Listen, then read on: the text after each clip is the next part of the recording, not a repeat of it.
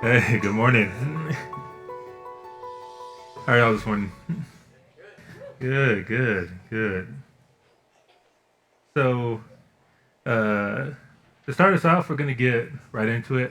I want to share a little story from the book of Genesis. Now, the story is pretty long, so we're not going to go into the scripture and read all the verses of this story. So, I'm going to give a little Cliff Notes version, and we're going to talk about how it relates to what we're talking to today. So, in the book of Genesis, around when Jacob is alive and older, has all of his children, um, something happens to one of his daughters, Dinah, who was a daughter of Leah, his unfortunately unloved by him wife, was sexually assaulted by a man in Canaan where they were living. Now, this guy, his name is Shechem, was a prince of a people called the Hivites. And for some reason, after this very twisted act, Shechem falls in love with Dinah and asks his father to ask Jacob, hey, can I have her as my wife? And so the father goes to Jacob and says, hey, I want my son to marry your daughter. We could become one people. Like, you can live of our land and go out among us. Like, we can be one people. Now, Jacob, unfortunately, as selfish as he is ready to do this. He is ready to kind of make this alliance by marriage. But his sons, particularly Simeon and Levi, who are direct siblings to Dinah, hear about this and they're not happy. They're not happy at all. And so Simeon and Levi tell Shechem and his father, hey, if we're going to become one people, you need to circumcise yourselves like we are circumcised.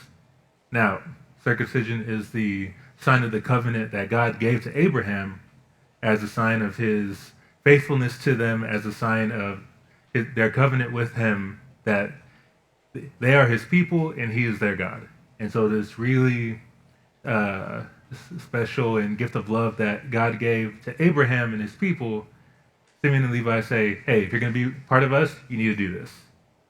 Now, this was a deliberate tactic because after Shechem and his father and all the men in his village do this, they circumcise themselves. They need time to heal. They need time to rest. And so they're all out and down for the count, whatever. And so Simeon and Levi, seizing an opportunity, decide to take themselves and the rest of their brothers and not only kill Shechem and his father, but their entire village. And they take all the plunder that they can, um, money, livestock, whatever they can. They take it all, and they do this seemingly on the surface act of revenge. Now, Jacob is angry. He is very mad.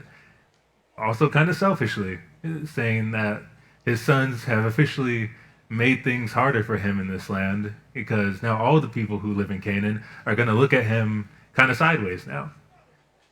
But Simeon and Levi say, was it right for him to treat our sister that way? Which was a now horrible thing that they did, but noble motivation that I could believe if it didn't include the massacring of everyone else in the village and the plundering of all the stuff that they owned, is a noble motivation that I could believe from Simeon and Levi if all of that evil stuff that come added onto it, or a lot of innocent people who had nothing to do with what happened died, didn't happen. Simeon and Levi used a gift that God gave them as a tactic of deception, as a battlefield tactic. And it's just using God as a way of deceiving that we're going to explore in our message today. Now, we've been in a series on the Sermon on the Mount, and so we've seen how Jesus is kind of calling people to renewal of following the Torah, recontextualizing the Torah for their day, and just how much he's revealing just how much sin and selfishness is in our hearts from recontextualizing what the Torah was supposed to be about. And today, the topic that we're going to talk about is the topic of oaths or promises. So, making promises is very prominent in our day. This has not changed. This is nothing new.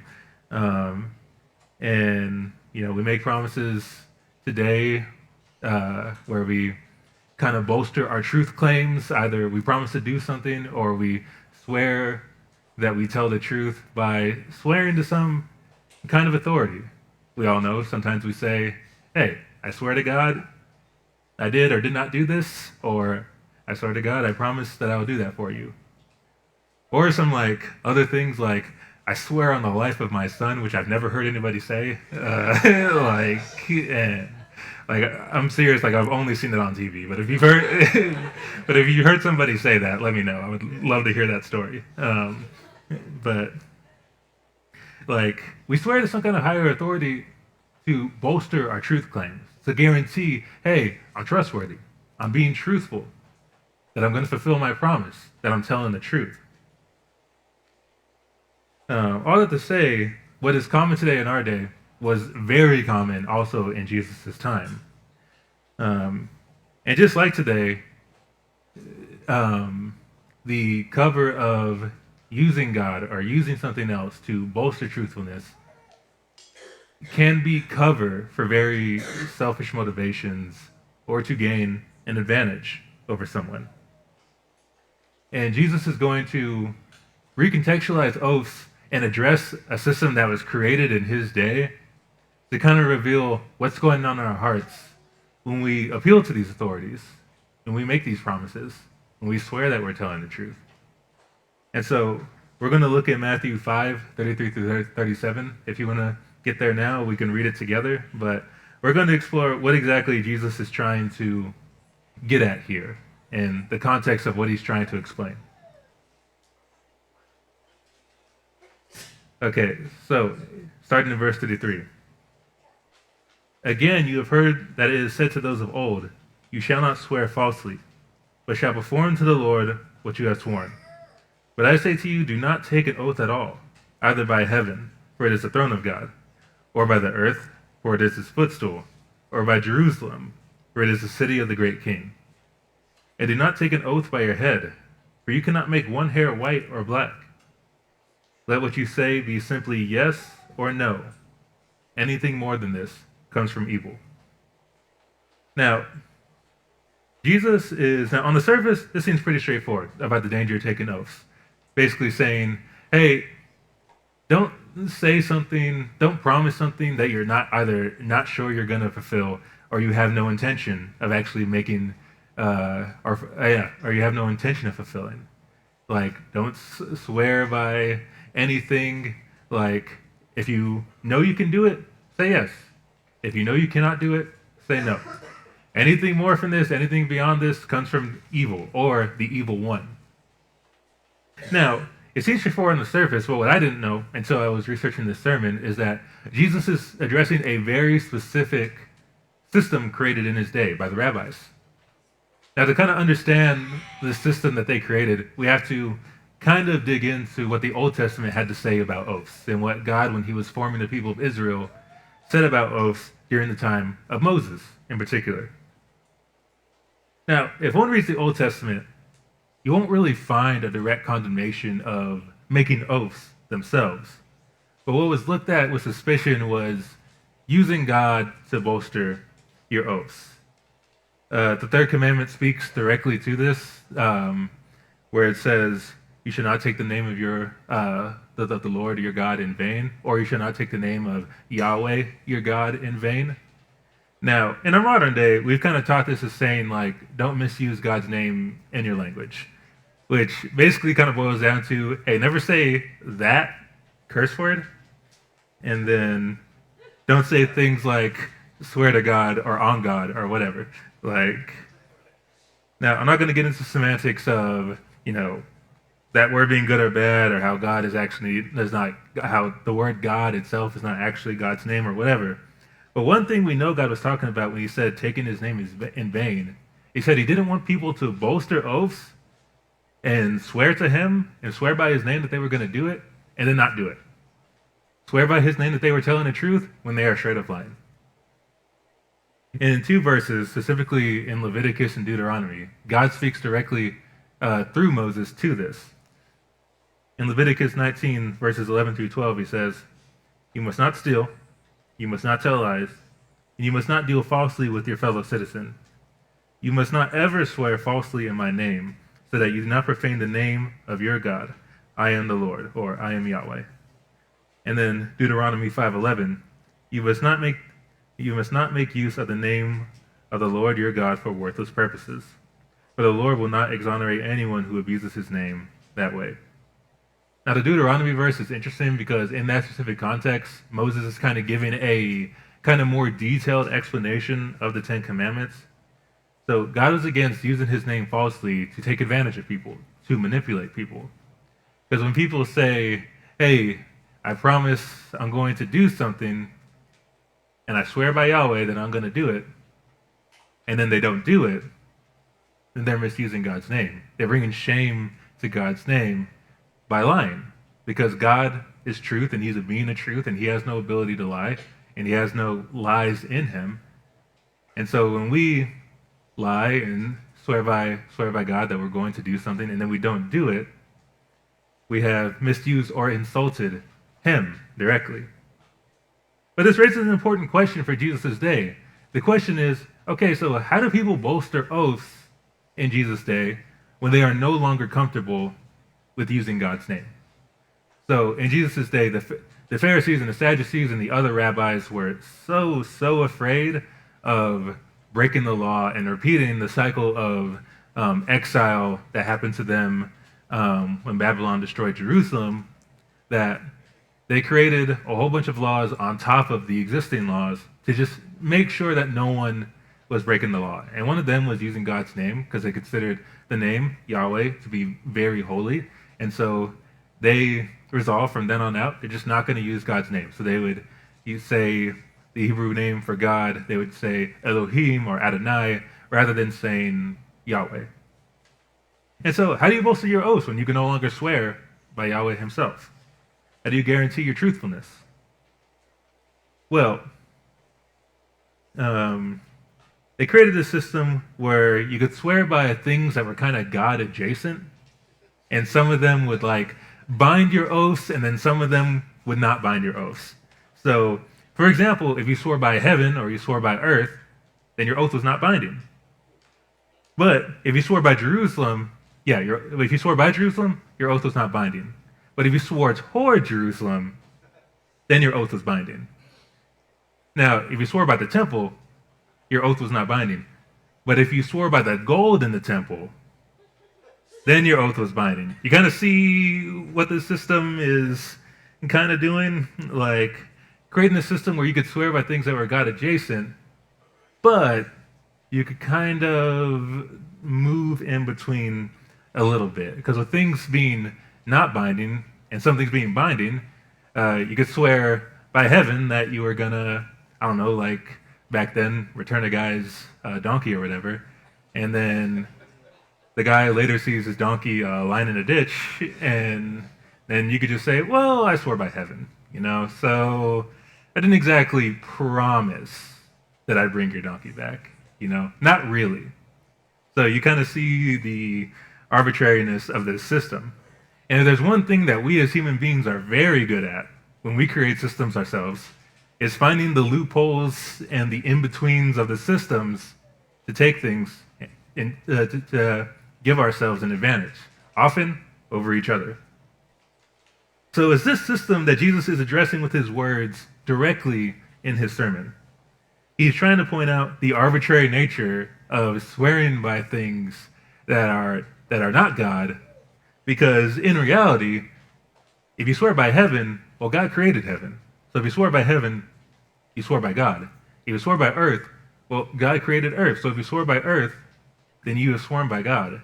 Even if you swore by your own head that you would do something or that you're telling the truth, well, God created you. You are the image and glory of God. So even if you swore by your own head, you have sworn by the name of God, and you have sworn in God's name to fulfill what you were saying. So Jesus is pointing out, hey, no matter what you swear by, you are swearing by God. So maybe don't make promises that you can't keep, or don't tell lies and think that you could then get away with it because you swore by heaven, or you swore by the earth, or you swore by the seas, or whatever. God created all of it, and so no matter what you swear by, you have sworn by God. And so, beyond just people making promises that they can't keep, Jesus is ultimately concerned with truthfulness. The system was taken advantage of by people to manipulate their neighbors and the people around them. Sure, you couldn't invoke God's name before, but you could invoke whatever, and then you could get people to do what you wanted. You could get people to believe what you were saying. And so in doing that, the people in Jesus' day were doing exactly what God had warned them not to do in the Old Testament. And often, like in their history, they think they're being slick by doing something else, but in reality, they're repeating the same mistakes and the same sins that their ancestors did. But the question is, and ultimately what Jesus is trying to get at, is this. Like lust and anger, where Jesus is trying to get at the heart of the issue, the question he's trying to get is why do we struggle with the truth? Why is the truth, as human beings, hard for us on a near daily basis or on a daily basis? Why is it so hard for the truth to leave our mouths? To make promises that we are either unsure or very much know we cannot keep or have no intention of keeping. To use God to take advantage of those around us. Not only by using God's name to bolster our truthfulness, but to also sometimes use things like beliefs and doctrine to take advantage of people. We've seen people use God in their own charisma to get people to do what they wanted. We see this a lot in cults in our modern day, where people use their own charms and God told me this, God told me that, God has appointed me to do this, and God has appointed me to do that, to get people, often desperate people, to do what they want. And then that's how we end up with things like the Jones Massacre, or what happened with David Koresh in Waco. Honestly, we get lied to almost on a yearly basis in our political system. Politicians making promises that they either have no idea that they can keep, or know they cannot keep, or have absolutely no intention of keeping, to get people to vote for them. To get people to donate to their causes, to get people to keep them in office if they're running for re-election. I mean, we've seen examples, especially recently, with politicians embracing things even like Christian nationalism, trying to get people to vote for them. People that we look at, politicians or even pastors and ministers, where we think, these people should know better. These people should know that they are misusing God's words, that they are misusing God's name to bolster their truthfulness, to swear that they are doing right by us. But in reality, that's not the intention that they have at all. They just want to get something from us that they want. Now, I'm not going to be a hypocrite, and none of us should. All of us have done this to one degree or another. All of us have misrepresented the truth to serve our own needs. Sometimes understandably. To think of an understandable example, I cannot count the number of times that I've been here at Loft and someone has asked me that if I'm okay, and I say I'm fine when I'm actually probably doing pretty terribly, and I just don't want to really talk about why I'm not doing well, but I can't say that for some reason, and so I just say, yeah, I'm okay. And sometimes, maybe what has happened to us is just currently really, really painful, and we don't want to talk about it. Maybe sometimes what is happening to us is a result of our own selfish actions, and we don't want to talk about it with people. Sometimes we just want to spare a person's feelings. That's why we kind of stretch what the truth is. Have you ever been invited somewhere on a Saturday, right? You get invited to, I don't know, a get together, and usually, you're okay with that. But this particular Saturday, you didn't really want to say yes because you, I don't know, planned on watching Gilmore Girls for the 12th time or something like that. And, you're hoping some kind of convenient excuse drops in your lap so you could say that you don't, hey, this thing popped up. I don't have to, sorry, I can't go anymore.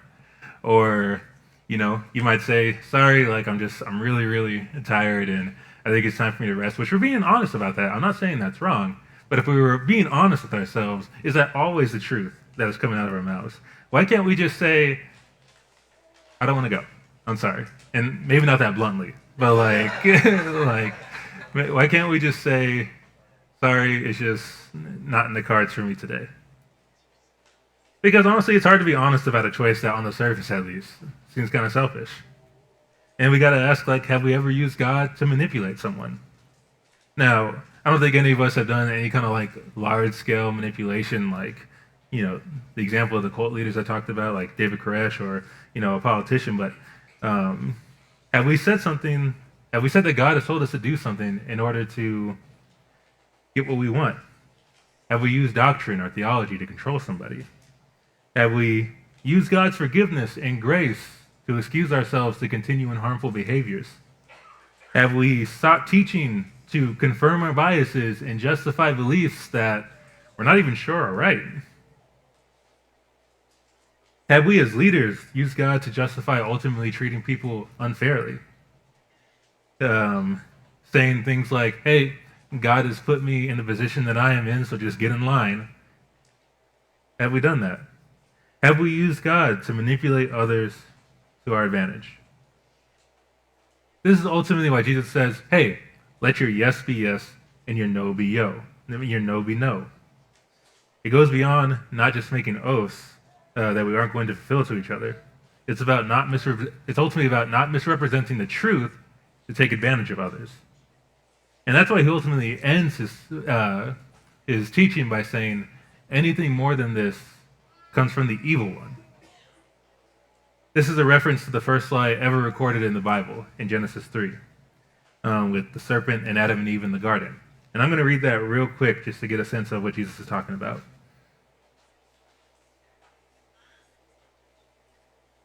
Now the serpent was shrewder than any of the wild animals that the Lord God had made. He said to the woman, is it really true that God said, you must not eat from any tree of the orchard? The woman said to the serpent, we may eat of the fruit from the trees of the orchard, but concerning the fruit of the tree that is in the middle of the orchard, God said, you must not eat from it, you must not touch it, or else you will die. The serpent said to the woman, surely you will not die.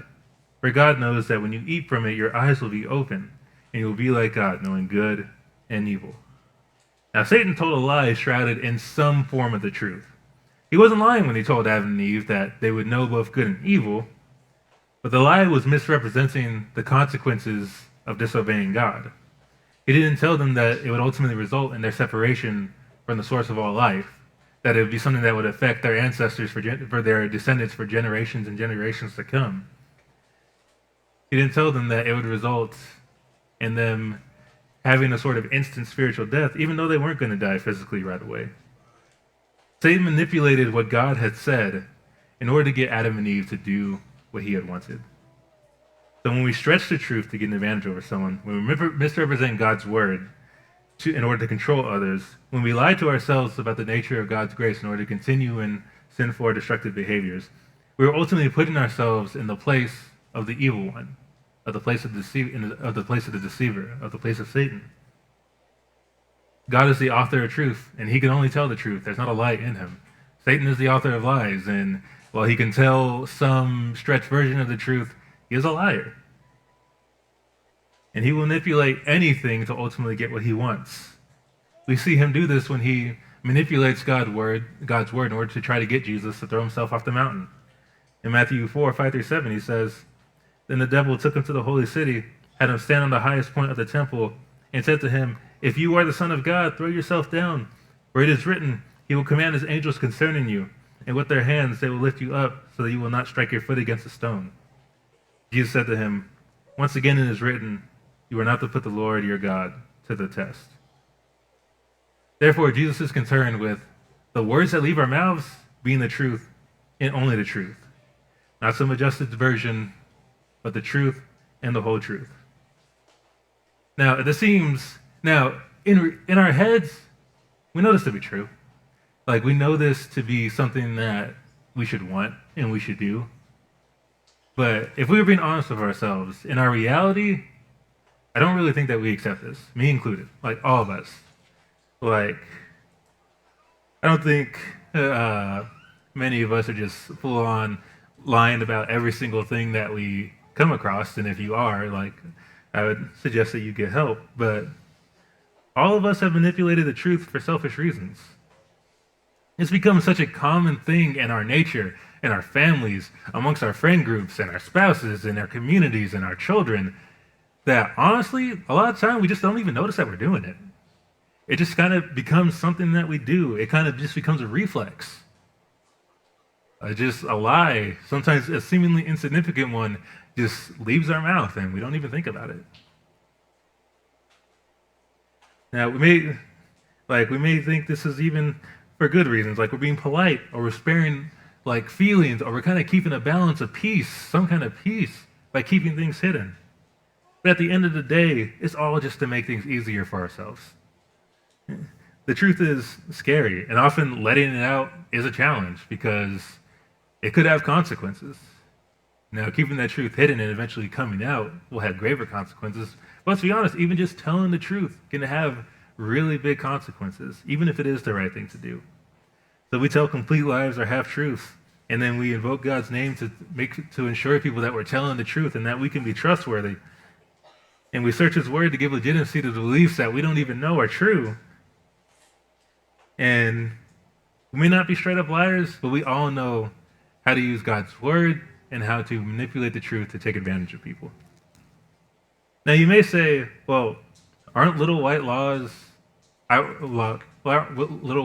like harmless? Like why create unnecessary conflict or pain with the full truth?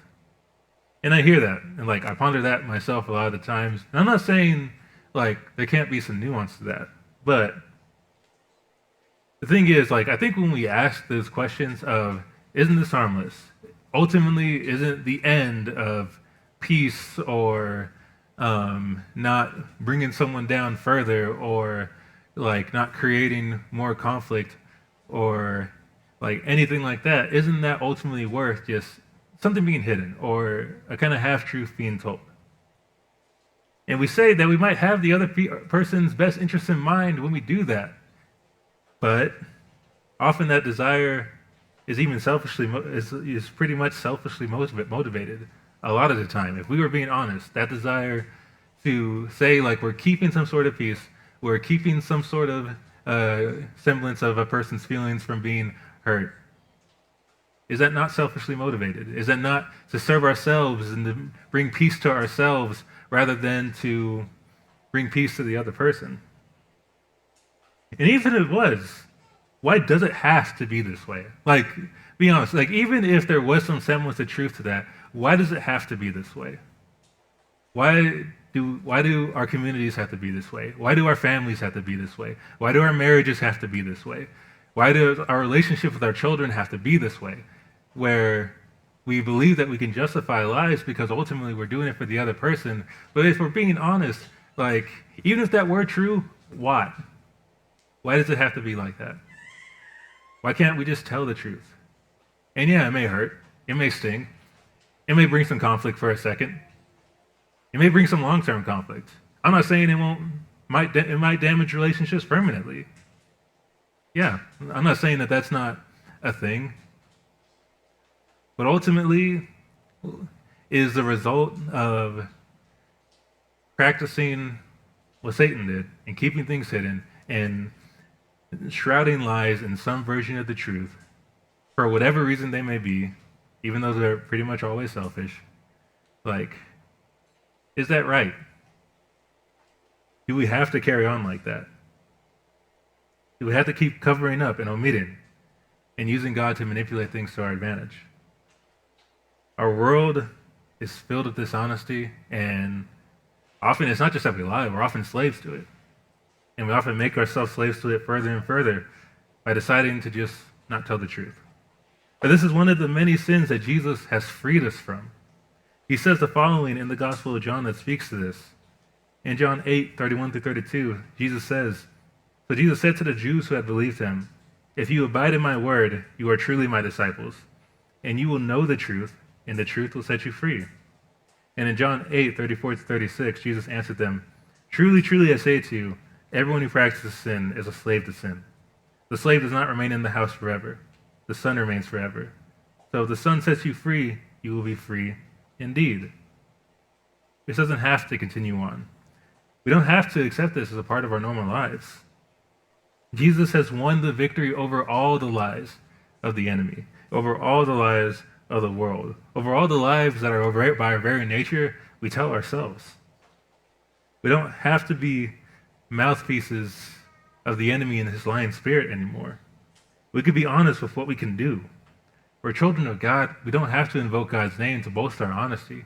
We could just be honest and say yes, and we could say no, or we could say, I'm sorry, that actually wasn't true, this actually happened, or we can say, hey, I'm concerned about you, I think this is something that needs to be worked on, I can be with you in that. We don't have to lie to each other anymore, in the big ways and the small ways. We can live out what Jesus is saying, just letting our yes be yes, and our no be no, and letting the truth be the truth.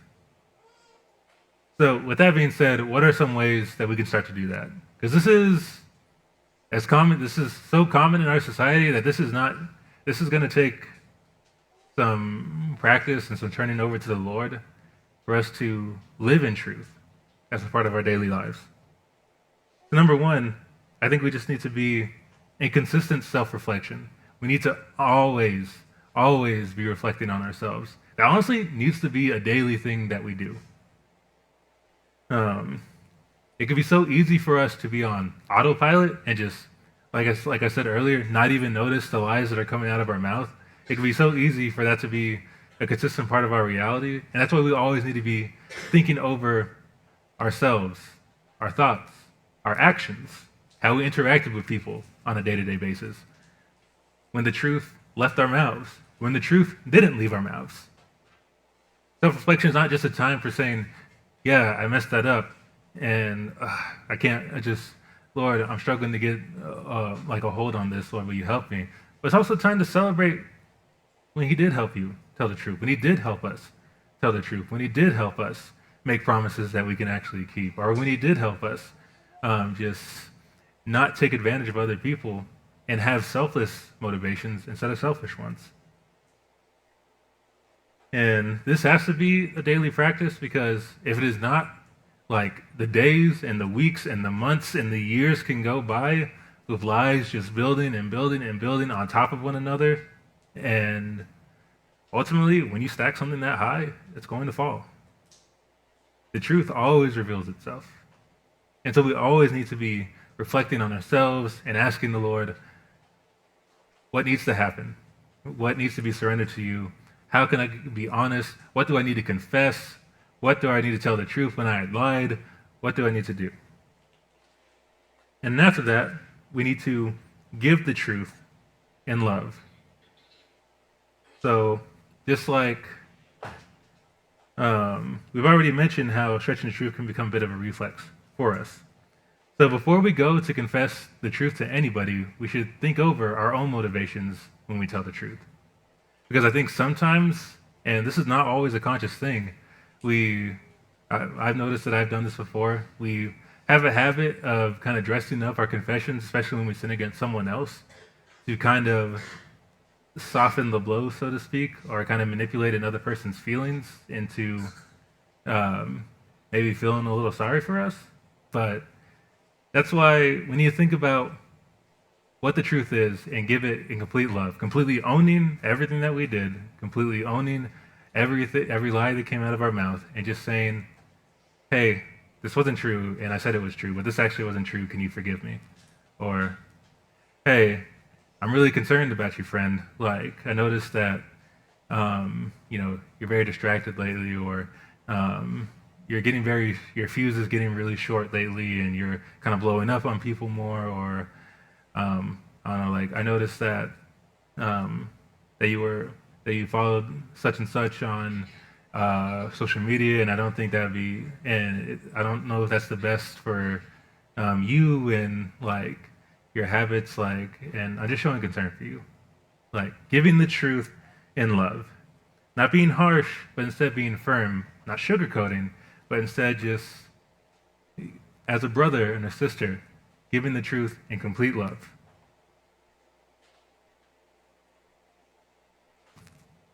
And lastly, and this is something that's very important, we need to receive the truth in love. As much as telling the truth is hard for us, another thing that is difficult is receiving the truth.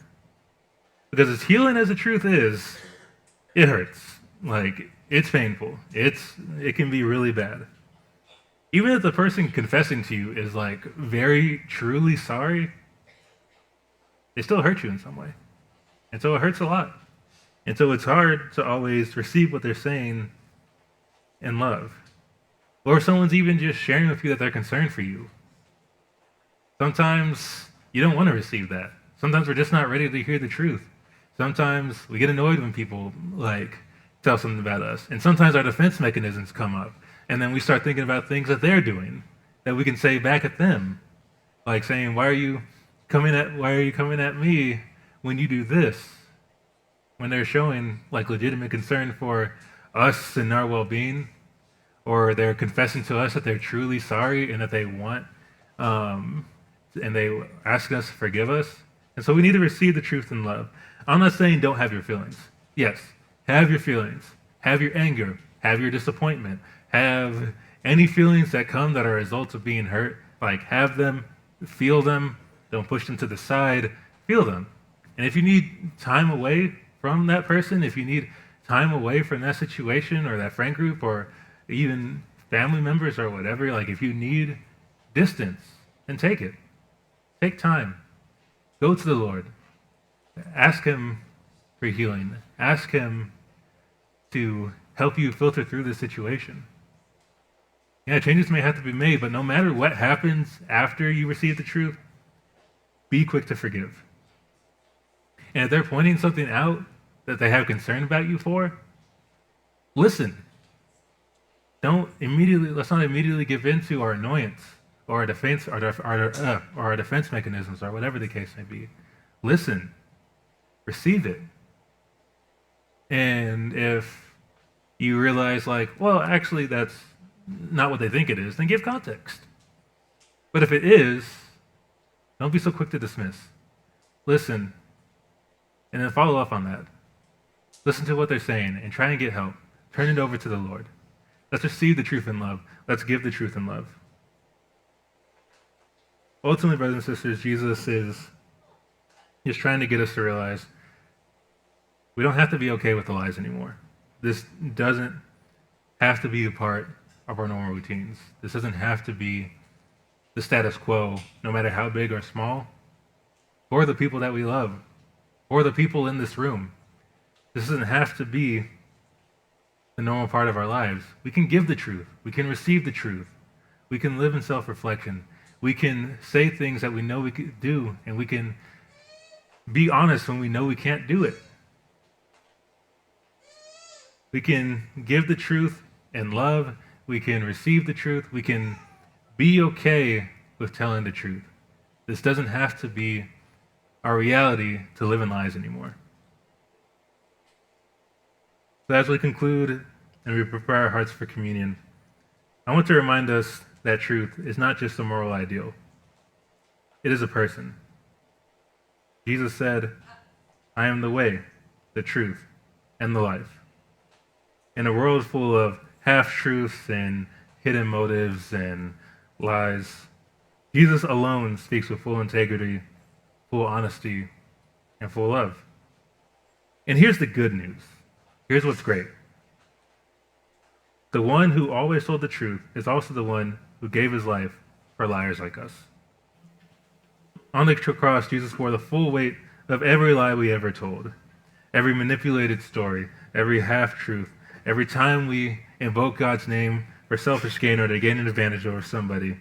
He was crucified between two criminals and one who confessed the truth in his final breath that we are getting what we deserve, but this man has done nothing wrong. And it was to that man that Jesus spoke the words of grace and truth. Today you will be with me in paradise. That is the kind of Savior we have. One who doesn't just call us to the truth, but who meets us in our failure and forgives us through his death. His resurrection proves that lies and sin and shame no longer have the final word. They no longer have the final say. Truth does. Grace does. Jesus does. And now, because of him, we are no longer defined by the lies we've told or believed.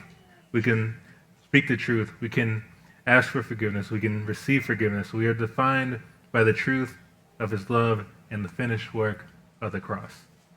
In Jesus, we are free to speak the truth, to walk in light, and to become people who live with integrity, not because we're perfect, but because he is. So join us in the table today. Remember to come up the middle aisle, and let's reflect today on the truths that we need to tell, on the lies that we need to confess to others, on the ways that we've taken advantage of people. Let's bring that to the Lord today, and let's receive forgiveness. Let's receive his grace and mercy. Come.